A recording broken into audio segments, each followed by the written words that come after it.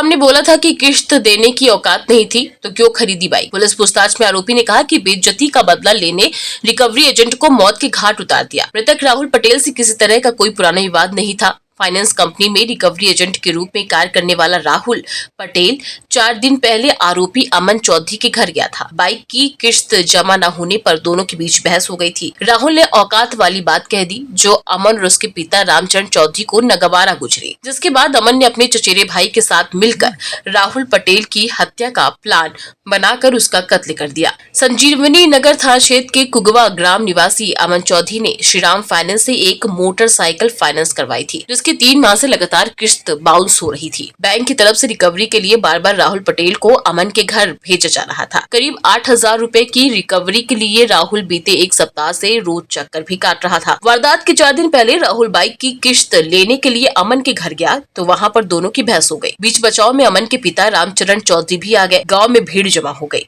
दोनों पक्षों में मुंहजोरी होने लगी तो ग्रामीणों ने समझाकर अलग अलग किया। वाहन मालिक अमन ने अपने चचेरे भाई उदय को बताया कि बहुत बेइज्जती हो गई, आज बदला लेना है। राहुल को किश्त देने के लिए बुलाया। मंगलवार सुबह अमन ने राहुल को फोन किया और माफी मांगते हुए कहा कि जो कुछ हुआ भूल जाओ, किश्त के 8,000 रुपए ले जाओ। षड्यंत्र से बेखबर राहुल ने अपनी एक्टिवा उठाई और करीब दोपहर को 12:40 पर कोगवा गाँव पहुँचा, जहां पहले से ही अमन चौधरी, उदय चौधरी और रामचरण बैठे हुए थे। राहुल के गांव पहुंचते ही दोनों उसे फिर गांव के बाहर ले आए और कहा कि किश्त के 8,000 रुपए लो और यहां से जाओ। गांव के बाहर आते ही गुस्से से आग बबूला अमन ने राहुल पर हमला किया। रामचरण चौधरी ने डंडे से राहुल के सर पर वार किया, जिसके चलते वह नीचे गिर गया। इसके बाद अमन, उदय और रामचरण ने मिलकर लाठी और सब्बल से पीट कर हत्या कर दी और फिर अपने घर चले गए।